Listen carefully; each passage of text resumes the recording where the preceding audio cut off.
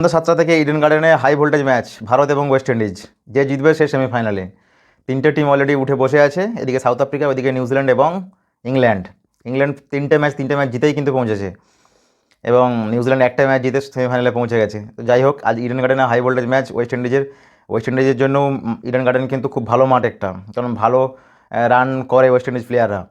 এবং মানে গ্যালারিতে বসে থাকবে ড্যারেন সামি, যে দুবার টি-20 ওয়ার্ল্ড কাপ উইনার, এবং একটা হাই ভোল্টেজ ম্যাচ বলা যেতে পারে।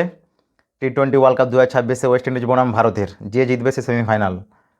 এবং তারপর দুটো সেমিফাইনাল, যেহেতু শ্রীলঙ্কা হেরে গেছে, দুটো সেমিফাইনাল এবং ফাইনাল ভারতে হবে। প্রথম সেমিফাইনাল হবে ইডেনেই 4 তারিখে, এবং 5 তারিখ পরের দিনে হবে ওয়াংখেড়ে স্টেডিয়াম মুম্বাই, এবং ফাইনাল 8 তারিখে ফাইনাল হবে নরেন্দ্র মোদী স্টেডিয়ামে, গুজরাটের নরেন্দ্র মোদী স্টেডিয়ামে। এবং সেই 2023 সাল 19 নভেম্বর আবার সেই গুজরাটের নরেন্দ্র মোদী স্টেডিয়াম। তো দেখা যাক আজকে ভারতের প্লেয়িং 11, যেটা আগের দিনের যে টিমটা ছিল: অভিষেক শর্মা, সঞ্জু স্যামসন, ঈশান কিষান, সূর্যকুমার যাদব, তিলক বর্মা, হার্দিক পান্ডিয়া, শিবম দুবে, অক্ষর প্যাটেল, জাসপ্রীত বুমরা, আর্শদীপ সিং, বরুণ চক্রবর্তী। তো এই টিম বন্ডিংটা যদি রাখা খুবই প্রয়োজন। তো দেখা যাক, বাকিটা সন্ধ্যা 7টার সময় বোঝা যাবে যে কোন টিম কীভাবে কতটা নিজেদেরকে সেরাটা দিয়ে উঠছে সেমিফাইনালে। 3টে টিম উঠে আছে এবং 4 নাম্বার যে টিমটা উঠবে সে সেমিফাইনালে পৌঁছে যাবে। এবং 4 তারিখ, 5 তারিখ এবং ফাইনাল। 4 তারিখ ইডেনে, 5 তারিখ ওয়াংখেড়ে স্টেডিয়ামে এবং 8 তারিখে নরেন্দ্র মোদী স্টেডিয়ামে খেলা হবে ফাইনাল।